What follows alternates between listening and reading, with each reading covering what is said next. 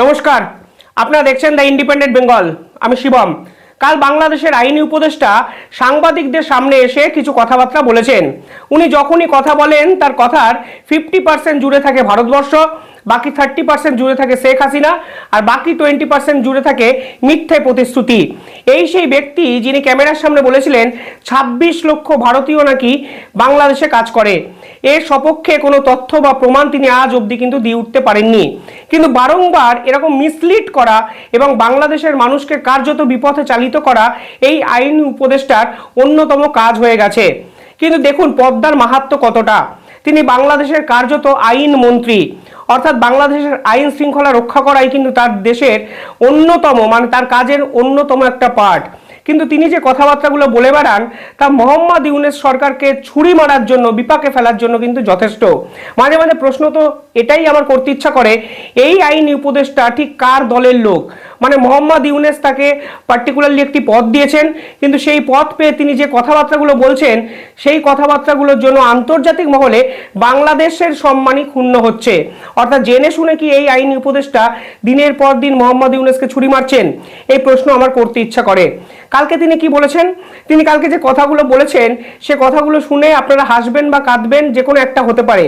কিন্তু বিশ্বাস করুন, কোনো দেশের আন্তর্জাতিক স্তরে যে এরকম একটি পদে থাকা একজন ব্যক্তি এই ধরনের কথাগুলো বললে নিঃসন্দেহে আমার করুণা হয়। কারণ বাংলাদেশ যাই হোক বিশ্বের ইতিহাসে কিন্তু খুব একটা ছোট দেশ নয়। আর ছোট বড় অনেক পরের কথা। তুমি যখন ইন্টারন্যাশনাল রিলেশনশিপ নিয়ে পড়াশোনা করবে তখন সকলের আগে তোমার শেখানো হয় প্রতিবেশী দেশের সম্পর্কে কোনো কথা বলার আগে তথ্য, ইতিহাস, বাস্তবতা, দূরদর্শিতা এবং কূটনীতি, এই 5টা বিষয় ভালো করে ভেবে চিন্তে তুমি কথা বলবে। কালকে আইনি উপদেষ্টা কি বলেছেন? কালকে আইনি উপদেষ্টা বলেছেন, আমাদের দেশের সর্বক্ষেত্রে বিশেষ করে সাংস্কৃতিক অঙ্গনে যেভাবে ভারতীয় আধিপত্যবাদ প্রতিষ্ঠা করা হয়েছে, অবিশ্বাস্য মাত্রায় চলে গেছে। মাহমুদ ভাই, নিশ্চয়ই আপনি 3 মাসের মধ্যে টের পাচ্ছেন। হঠাৎ করে আইনি উপদেষ্টা হঠাৎ সংস্কৃতি প্রবণ বা সংস্কৃতি মনস্ক ব্যক্তি কবে হয়ে গেলেন আমি জানি না, বা তিনি সংস্কৃতিতে নোবেল পাওয়ার মতো এই রকম থিওরি হঠাৎ করে মিডিয়ার সামনে কেন উত্থাপন করলেন সেটাও জানি না। সংস্কৃতিতে ভারতীয় আধিপত্যবাদ, ভারত এতদিন অবধি বাংলাদেশের ধর্মে আধিপত্যবাদ দেখাচ্ছিল, বাংলাদেশের পানিতে জলে আধিপত্যবাদ দেখাচ্ছিল, বাংলাদেশের আদানি চুক্তিতে আধিপত্যবাদ দেখাচ্ছিল। হঠাৎ করে বাংলাদেশের সংস্কৃতিতেও ইনি ভারতীয় আধিপত্যবাদ খুঁজে পেয়েছে। এবার সংস্কৃতি মানেটা কি?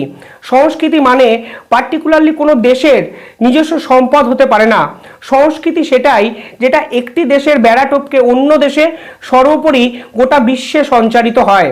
ভারতীয় সংস্কৃতি বা হেরিটেজ এতটাই এনরিচ যা বিশ্বের প্রত্যেকটা দেশে প্রবাহিত হয়েছে। ঠিক সেরকমভাবে বাংলাদেশের সংস্কৃতি, বর্তমানে বাংলাদেশের শিল্প সমাজও কিন্তু দিনের পর দিন ভারতে আসছেন, বিভিন্ন কাজকর্ম করছেন এবং প্রশংসিত হচ্ছে। দুই দেশের সম্পর্ক কিন্তু সংস্কৃতি বাঁচিয়ে রেখেছে। কিন্তু হঠাৎ করে যদি কেউ ধরুন মাইকেল জ্যাকসনের গান কেন শোনেন এবং মাইকেল জ্যাকসনের গান শুনেছেন বলে আপনার মন জোর করে আপনার মাথায় ওয়েস্টার্ন আধিপত্যবাদ চাপিয়ে দিয়েছে, এই দাবি যদি কেউ করেন তাহলে হয়তো আপনাদের হাসতে হবেই। কিন্তু বাংলাদেশের এই আইনি উপদেষ্টা যে কথাগুলো বলেন, ওনার কথা শুনে মিম হয়, ট্রল হয়, কিন্তু দিনের শেষে ভারতের সঙ্গে বাংলাদেশের সম্পর্ক কিন্তু খারাপ হয়ে যায়। তিনি আর কি কথা বলেছেন শুনুন। আমাদের এখানে এমনকি একটা সামান্য বিয়ের প্রোগ্রামের মধ্যেও আমি দেখি আমার নিজের চোখে দেখা হিজাব করা মেয়ে, সেও হিন্দি নাচের তালে তালে ড্যান্স করছে, এমন ভাবে অনুপ্রবেশ করিয়েছে। প্রশ্ন হলো, সংস্কৃতির সঙ্গে হিজাব পরা মেয়ের সঙ্গে হিন্দি গান, কিসের সম্পর্ক? কেন এই কথাগুলো বলছেন? কিসের জন্য তারা ভারতকে দিনের পর দিন খুঁচিয়ে যাচ্ছেন? বিশ্বাস করুন, আমি অন্তত বুঝতে পারি না। আইনি উপদেষ্টার কাজ যা, তা থেকে তিনি সম্পূর্ণ অন্য পথে চলে এসে ভারত বিরোধিতার মতো আর কোনো টপিক খুঁজে না পেয়ে কার্যত এই সংস্কৃতির দিকে তিনি ঝুঁকেছেন।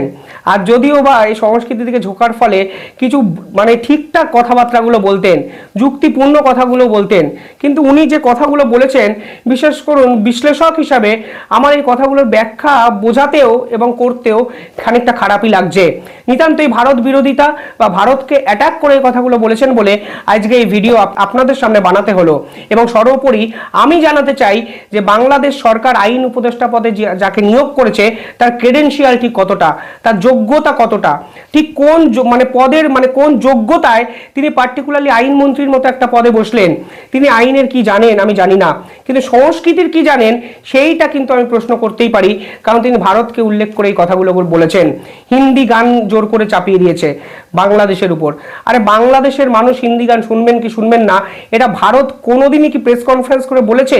কে কোন গান শুনবে, কে কোন কবিতা পড়বে, কে কোন সিনেমা দেখবে, এটা তার ব্যক্তিগত স্বাধীনতা।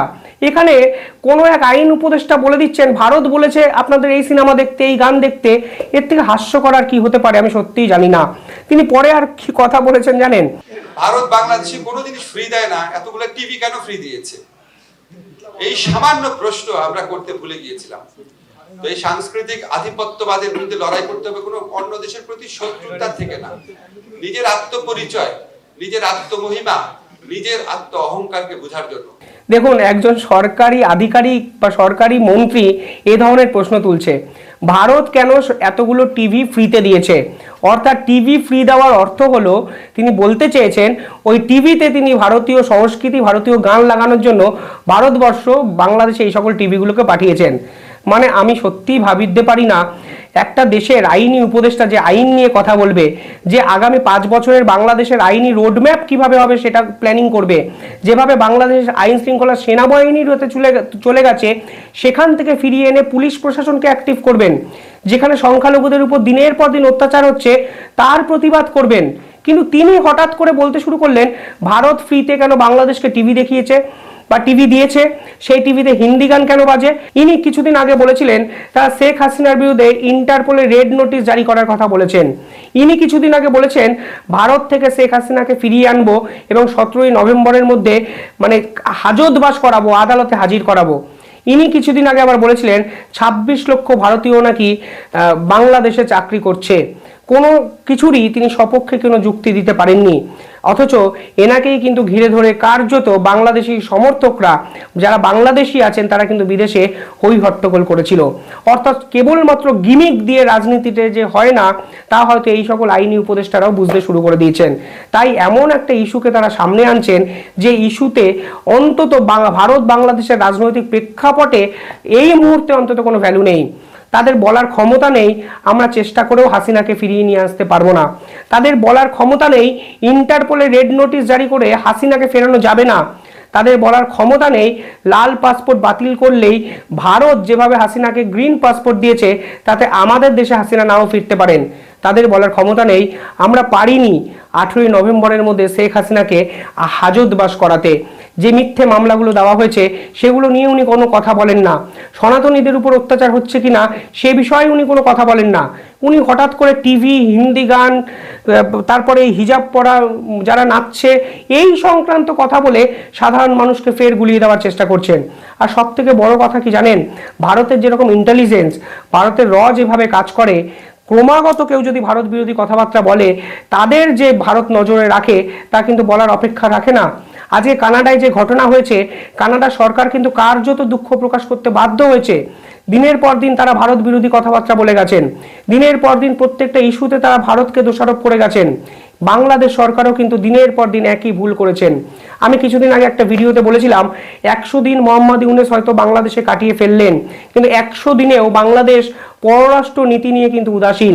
এবার বাংলাদেশের আইনি উপদেষ্টার যদি এই সকল মানে লোকজন বসে থাকে তাহলে বাংলাদেশের পররাষ্ট্র নীতি আমি কিভাবে এক্সপেক্ট করবো আমি সত্যিই জানি না। অথচ এই বাংলাদেশে কিন্তু মোহাম্মদ ইউনূস দায়িত্ব নিয়ে অনেক কিছু করতে পারতেন, কিন্তু উনিও হয়তো বুঝে গেছেন এই সকল ভুলভাল লোককে তিনি পদে বসিয়ে আলটিমেটলি নিজের পিছনে নিজেই ছুরিটা হয়তো মেরে দিয়েছেন। এবং আমার দৃঢ় বিশ্বাস এই আইনি উপদেষ্টা যেভাবে বাংলাদেশের মানুষকে ভারতকে নিয়ে উস্কে যাচ্ছেন, মিসলিড করছেন, ভারতের কড়া নজরে কিন্তু এই আইনি উপদেষ্টাও থাকবে। কারণ ইনি সরাসরি শেখ হাসিনা নিয়ে ভারত বিপক্ষে কথা বলেছেন, রেড নোটিশের কথা বলেছেন, রেড অ্যালার্টের কথা বলেছেন, আন্তর্জাতিক ট্রাইব্যুনাল কোর্টের কথা বলেছেন, একের পর এক মিথ্যা কথা বলে সাধারণ মানুষকে শুধু উস্কে গেছেন। আজকের দিনে দাঁড়িয়ে যদি একে প্রশ্ন করা হয় আপনার পারফরমেন্স কি, আপনি যা বলেছিলেন কি করেছিলেন, সেই বিষয়ে কিন্তু তিনি একটা কথাও বলতে পারবেন না। পাশাপাশি আরও কিছু রিপোর্ট আমাদের সামনে কালকে এসছে। সেন্ট মার্টিনসে নাকি 1 ডিসেম্বর একটি জাহাজ যাচ্ছে যেখানে পর্যটন ভর্তি থাকবে। অর্থাৎ সেন্ট মার্টিনস নিয়ে যেভাবে সেনাপ্রধান এবং ইউনেসের দ্বৈরথ সামনে এসেছিল তারপরে কিন্তু বাংলাদেশ সরকার বুঝতে পেরেছে সেনা প্রধানকে চটিয়ে বাংলাদেশে রাজত্ব করা যাবে না, তাই তারা ওখানে ট্রাভেল কার্ড ইস্যু করার একটা সিস্টেম চালু করেছে এবং 1 ডিসেম্বর নাকি বাংলাদেশের 2টো জাহাজ যাচ্ছে সেন্ট মার্টিনসে। এবার প্রশ্ন হলো, হঠাৎ করে মোহাম্মদ ইউনূসের ঘুমটা কেন ভাঙলো? সরকার পতনের আভাস পেয়েই কি সেন্ট মার্টিনসকে খুলে দেওয়ার ব্যবস্থা করতে শুরু করলেন মোহাম্মদ ইউনূস? এর আগেও তারা বলেছিলেন নভেম্বরে 2000-এর বেশি পর্যটক যেতে পারবেন না, যদিও বাস্তবের প্রেক্ষাপটে গিয়ে দেখা গেছিল নভেম্বর কার্যত সেন্ট মার্টিনস কিন্তু অবরুদ্ধ ছিল। লোকাল ব্যবসায়ীরা যেভাবে গণরোষ তৈরি করেছেন সরকারের বিরুদ্ধে, সেই রোষের থেকে বাঁচতেই কি এই রকম একটা ট্যাকটিক্স বা এই রকম একটা ছক মোহাম্মদ ইউনূস করতে শুরু করলেন?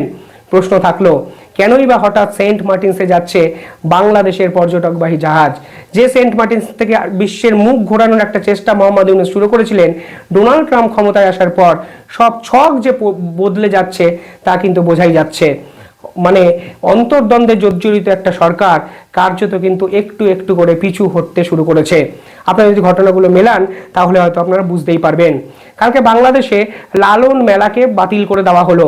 যে লালন সর্বধর্ম সমন্বয়ের প্রতীক, যে লালন বলেছিলেন জলের উপর পানি না পানির উপর জল, বল খোদা বল খোদা বল খোদা বল, সেই লালন মেলা বাংলাদেশে এই প্রথমবারের জন্য বন্ধ করে দেওয়া হলো, কারণ বাংলাদেশের মৌলবাদী কিছু সংগঠন নাকি চাননি সেই মেলাটার জন্য। যদি এটা বাংলাদেশে নতুন কিছু নয়, বাংলাদেশে এর আগে লালনের ঘর বাড়ি পুড়িয়ে দেওয়ার ঘটনা আমাদের সামনে এসছে, সেই বিষয়ে আইন উপদেষ্টা কিন্তু কিছু কথা বলেন না।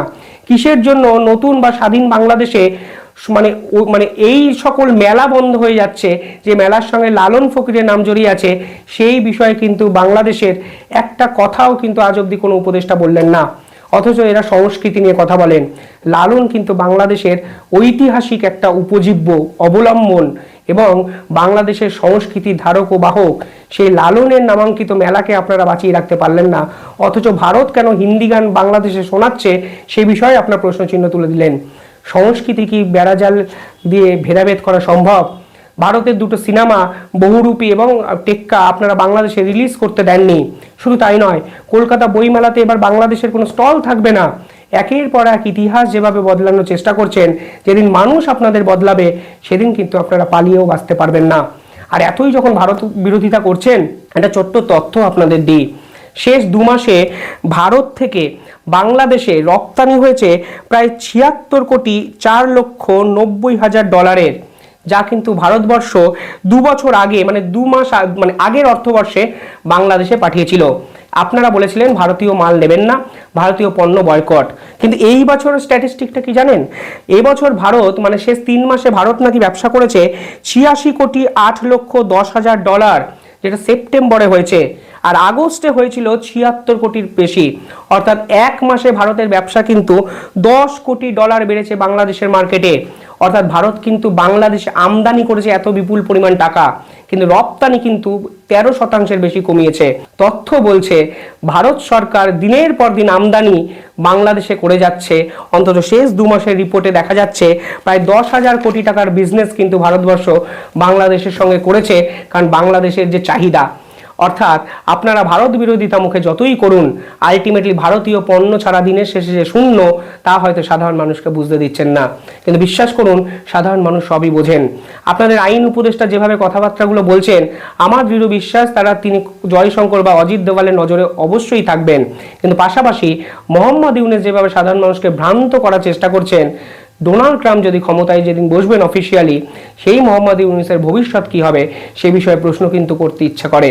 পাশাপাশি এই হিন্দি গান, সংস্কৃতি, হিজাব সব কিছু বলে মানুষকে গুলিয়ে দেওয়ার চেষ্টা না করে শেখ হাসিনাকে কবে ভারত থেকে নিয়ে যাবেন এবং কোন পন্থায় নিয়ে যাবেন তা যদি সাধারণ মানুষকে একটু বলেন, মনে হয় আপনার পদটা বেঁচে যাবে। আর পদ বাঁচানোর জন্য রাজনীতিতে কাজ করতে হয়। ফালতু কথা বলে কিংবা ফাটকা খেলে লটারির মতো কিছু মানে সহজে জেতা হয়তো যায়, কিছু দিন হয়তো পাওয়া যায়, কিন্তু সুদূর প্রসারী চিন্তা ভাবনায় আপনাকে সারা জীবন বাংলাদেশের মানুষ যে মনে রাখবে না তা কিন্তু বলাই যায়।